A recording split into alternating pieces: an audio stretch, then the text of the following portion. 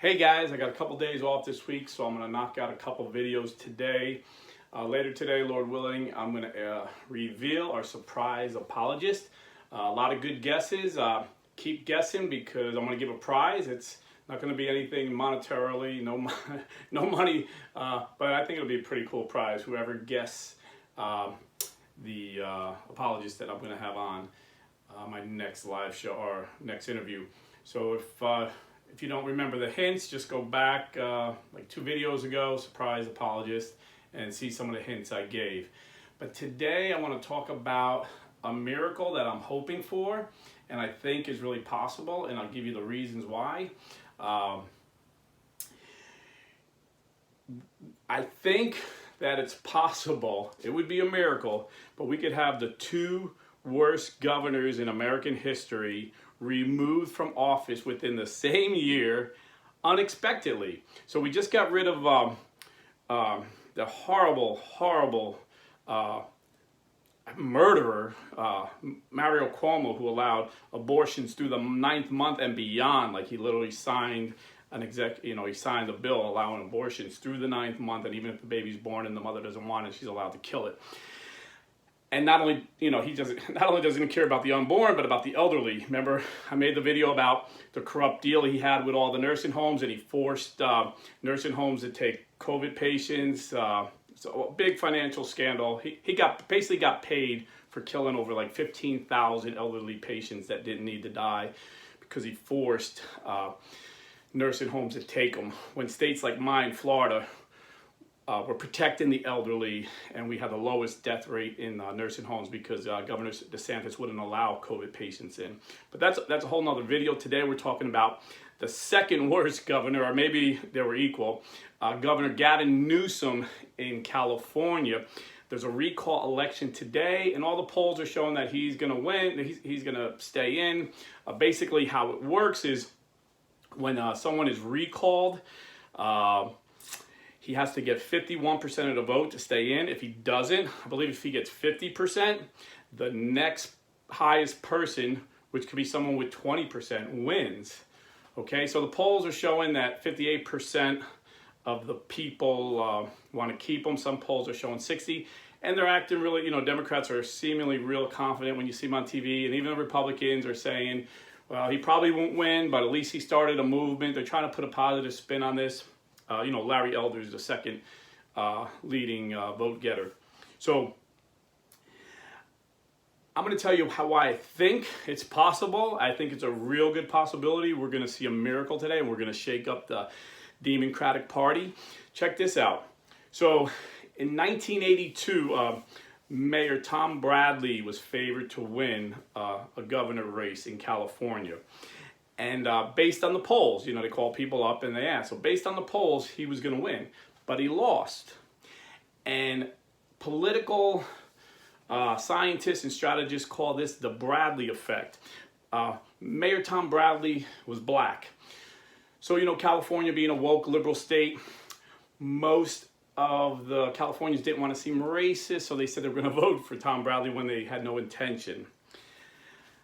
Now, today, I'm thinking the polls are showing a reverse Bradley effect.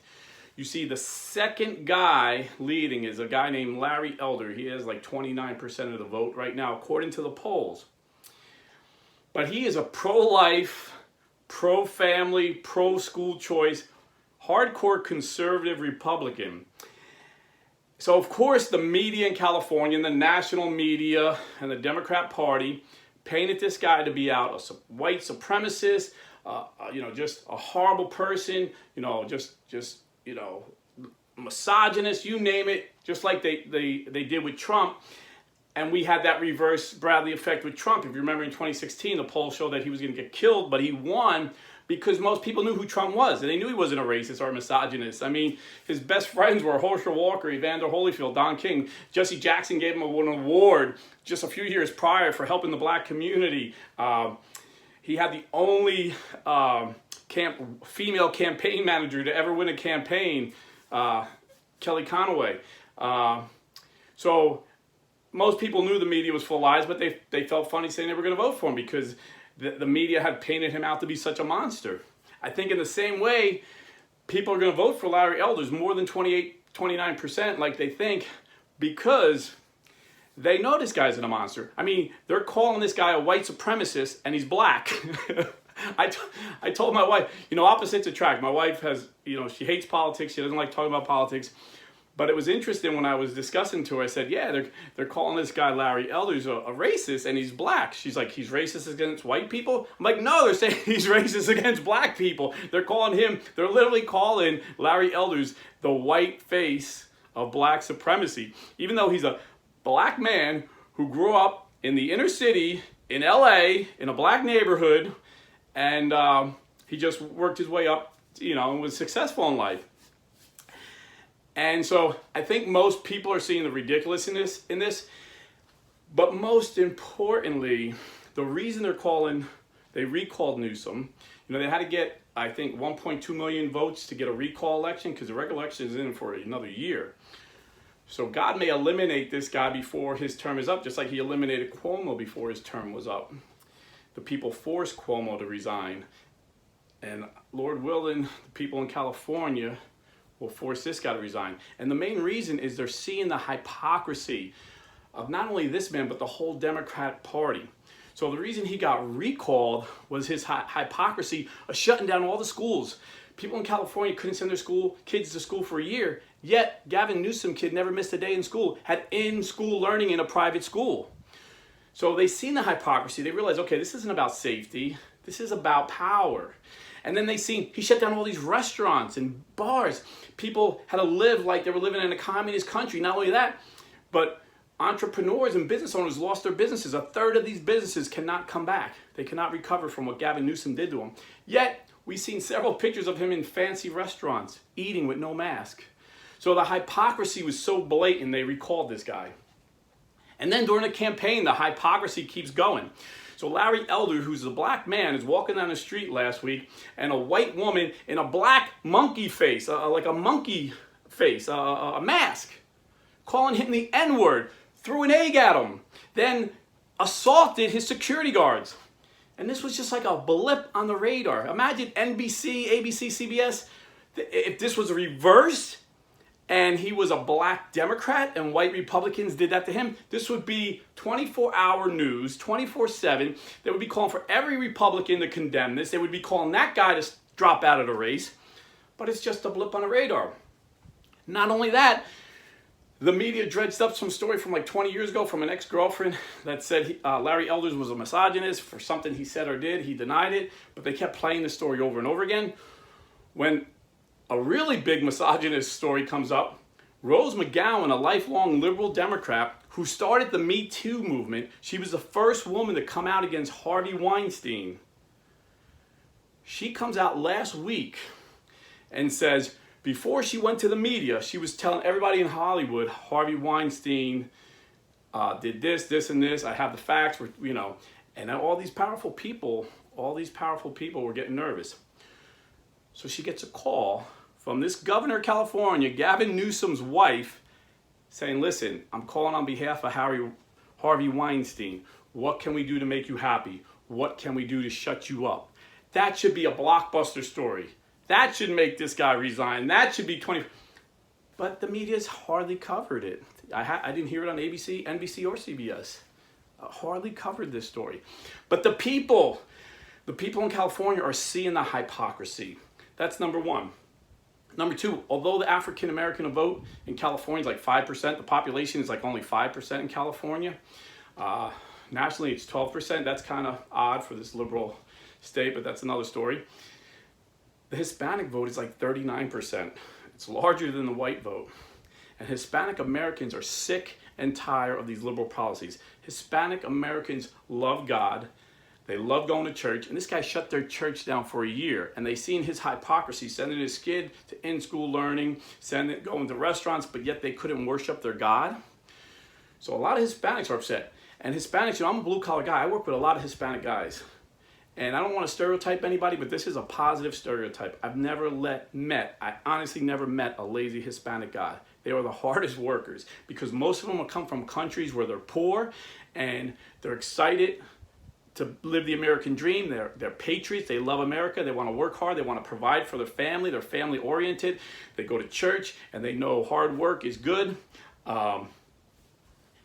And they've had a taste of dictators, and they see in Gavin Newsom a dictator, shutting down their churches, shutting down their businesses so they can't work. They don't want a handout. They want to work. They want to earn their money. So I think he's going to get most of the Hispanic vote. So I really believe we could see a miracle. I mean, California right now, they used to call it the, California dream. And, when I came down here from Jersey, I worked in a restaurant in Disney, waiting tables, one of the best paying jobs you ever want. Honest to God, a Disney waiter, oh my goodness. But that was before 9/11, and then things changed. But long story short, they played the same songs. It was a California themed restaurant, so they played the same 5 songs over, and California Dreaming played. I used to like the song until I worked there and heard it 100 times a day. But California Dreaming was a song because everybody dreamed of going to California, a beautiful state, land of opportunity. There was so much opportunity in California, and the Democrats just totally destroyed it. It is totally destroyed. California is screaming. It's a huge state. It's a powerful state, so they could absorb a lot more than small states. But they're at their brink. The place is burning down because the governor is following the most ridiculous forest management rules of the far left. They're running out of water because he hasn't changed the infrastructure in 40 years when there was like half the population. There's homelessness everywhere, and they're spending more money on homelessness than any other state. But they're not building homeless shelters, they're not trying to rehabilitate these people. They're giving them encampments on the street. They're buying them tents they can put on the streets. There's human feces everywhere, needles everywhere. California is screaming. Businesses have to leave because they're not allowed to tell people to move. I heard a woman who owns a salon. She said, I had the salon for 20 years, but I had to shut it down because I have homeless people sleeping in front of my door every night. There's human feces, there's heroin needles everywhere. When I call the cops, they're like, because of Gavin Newsom's rule, I can't do anything. Gavin Newsom, this guy couldn't destroy the state of California if he wanted to any worse than he is now. But apparently he wants to, for whatever reason. It's just this liberal mindset is horrible. It's horrible. They're the worst managers. Look at the states that are run, and the cities are run by Democrats. They do not know how to run the states because everything's on feeling and emotions, and they got to placate their liberal base. But now I think the liberal base is getting fed up with California. People that love California, even if they're liberal. Rose McGowan, the Me Too movement starter that I just mentioned, came out and said, I'm endorsing Larry Elder. Not because I agree with everything he says, but I believe his policies are going to be better for California, and he's a better man than Gavin Newsom. Gavin Newsom has no character. This is a man of character. And even though I don't agree with everything that Larry Elders wants to do, I agree he'll be a much better governor, and I know he's a much better man. That's from a liberal Democrat, Rose McGowan. So these are the signs I see that I believe we could have a California miracle. So I'm asking all you guys, pray for California today. If you live in California, please get out and vote and convince your friends and neighbors to vote for Larry Elders. Pro-life, pro-American. He wants to give the black children a choice. They have the worst education scores because of these liberal policies. They're stuck in these horrible schools. He wants to give them school choice. School choice. They can go to any school they want. That's the #1 way to get poor kids out of poverty. Educate them. And the Democrats refuse to educate them. They want to hold them down because they need the money from the unions. The teachers' unions are the #1 backers of Gavin Newsom, and they don't want school choice because them bad teachers are going to lose their job. Because capitalism is the best system in the world. It's not perfect because the best succeed. So you put these private Catholic schools against these rotten public schools, who do you think is going to have more students? Come on. It's a no-brainer. Or even if you're not Catholic, if you're Muslim or Protestant or Jewish, if you have a private school, they do much better, children, than in these rotten public schools. So anyhow, tune in later. Please subscribe because I want you to be notified when I announce who this surprise apologist is. Lord willing, I'll pop this video out today. I got a few things to do. Like I said, I got a few days off, so I'm going to try and make as many videos as I can. And God bless, stay Catholic, and vote Larry Elders. And I think New York City's also, that's even a further long shot. I don't know if it's today or I think it's this month, though. They're voting for their mayoral race. Vote Curtis Lewa, good Catholic, who, man, I tried to get him on the show, but he's been so busy with the campaign. I would love to have this guy. But Curtis Lewa, New York City, Larry Elders, California. God bless, stay Catholic.